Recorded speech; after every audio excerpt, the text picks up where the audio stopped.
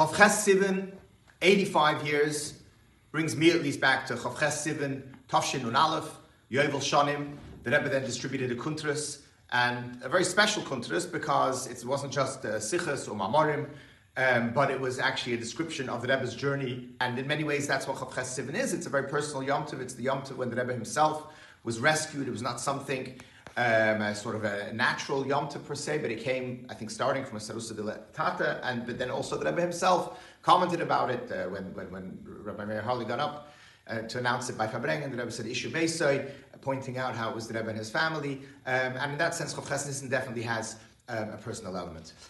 The next morning, after farbrengens all night, the Rebbe came in to the singing of Reb Michel's Loewenthal niggin.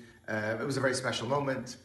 Usually, of course, when the Rebbe would come in, the Rebbe would come into a fast niggin. Reb Michel's Loewenthal niggin has obviously a connection to Chof Ches Sivan, and that was, in a sense, something quite memorable, at least in my mind.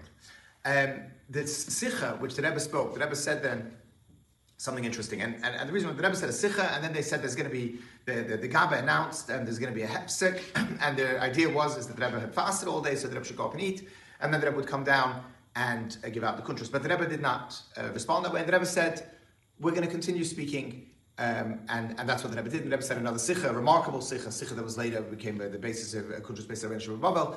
But the Rebbe, in starting the sicha, the Rebbe said, Anstata hefsik gave a machana hemshich.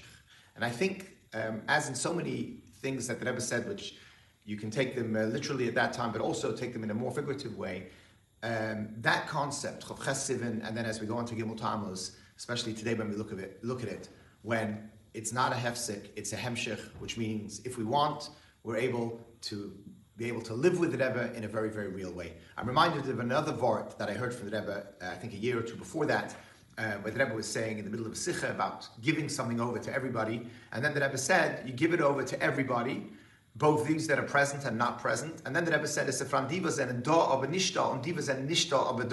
are those that are present but they're not really here, we know what that means, but there are those that are not present but are also present. And whilst I think at the time the Rebbe was speaking geographically, physically, those that heard the sicha and those that didn't, I believe the Rebbe is also speaking chronologically in time. There were those that were not present, perhaps not even born during those words where the Rebbe said, but we have the ability to live with them. I'll finish with something, a personal experience. I have a friend here, a supporter, who was born on Chof Ches Sivan Tafshin Aleph. And I remember his 70th birthday, he got kosher food from us and made a big party, and there were 70, 80 people sitting in his house, and he gets up and he says, I know you all think that we're here in order to celebrate my birthday. That's not what it's about. This is the day that the Rebbe came to America. This is the day that Hafatzas HaMa'ayanos started on a whole new level. And this is the day that Baruch Hashem, our Shliach, came to here, and referring to myself, and affected him, and impacted his life in so many ways. Chof Ches Sivan is the day that a whole new level of Hafatzas HaMa'ayanos. It's a day of the Rebbe's personal rescue and coming to America.